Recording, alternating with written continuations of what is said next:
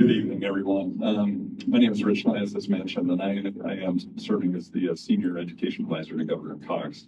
I've been doing that for about five weeks, and before that, I had worked with Governor Cox and a few of our legislators on this very issue as a superintendent. And I happen to be a former superintendent of the Grandin School District and the superintendent of the Ogden School District, as well as deputy superintendent for the State Board of Education. And so as a career educator in that place, I've come to recognize the role of and the appropriate use of devices and how they play out in our schools. And I'm just curious of the group, regardless of your age, in the last 45 minutes, who's at least received one notification on your device? How many have received at least 5? 10? Okay, now think about that. We've received, and this is good information. I don't get alerts for my social media accounts. These are work related. A couple of them are from current superintendents who would like to have me give them a call. That's important information. But it came during a time when I'm to be engaged and fully present here. And so as much as all of us, and if you were to look around the room, almost every hand went up, has received some form of notification. And it's not a value judgment as to whether the notification was good or bad or indifferent. The point is, it was a notification that potentially served as a distraction.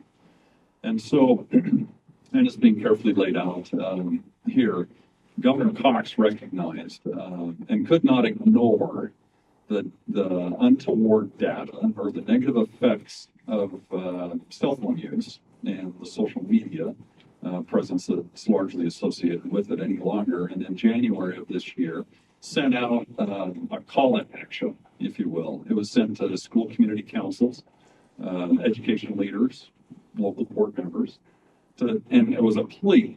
Please do something in response to some of these data that we're seeing and the negative effects that it's having on our youth.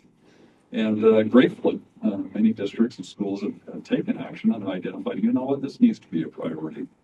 That while at least under our stewardship, if you will, we're not going to ignore the data and the narrative around the data that it actually is kind of a bad thing that we need to respond to.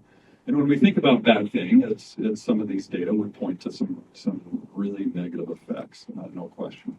And but part of that is how do we also engage in such a way that helps the next generation understand what a disciplined approach to the appropriate use of data would entail.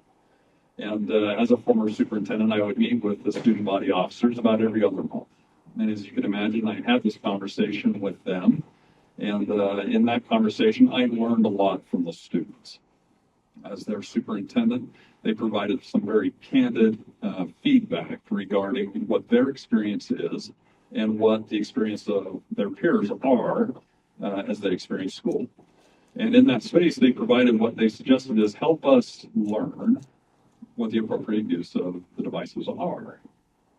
Because we're struggling with that.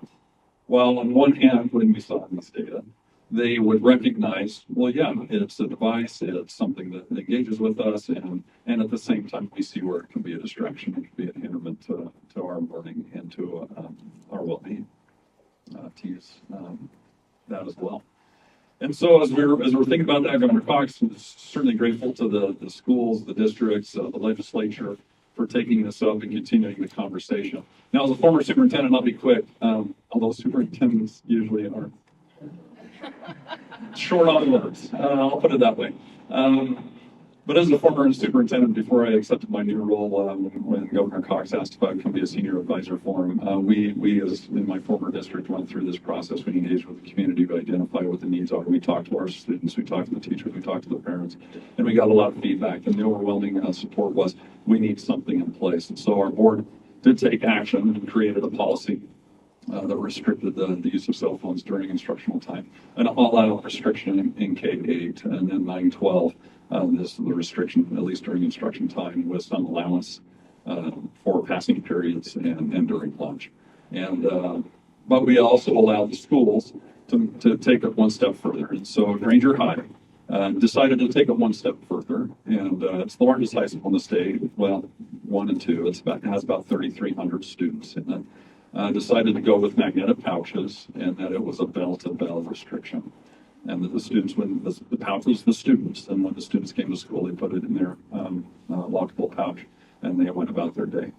Now, the feedback we've received, and it's been, I don't know, about 2 weeks that they've done this. So the feedback that they've received is one that's been very positive. The teachers are like, we've never had so much instruction time in the last 5 years, and we really feel like we can engage with our students in ways that we haven't, because we're not necessarily navigating what are they doing on their phone, how are they using it, are they paying instruction, and so the teachers are reporting very favorable. The students, the first few days were a little rough. I'm going to just be very honest.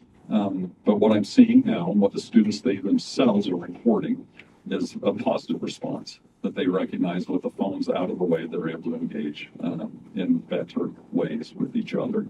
And I know it's anecdotal, and I don't mean to overgeneralize, but I did visit a high school lunchroom where there wasn't a restriction in place. And what was happening during lunch?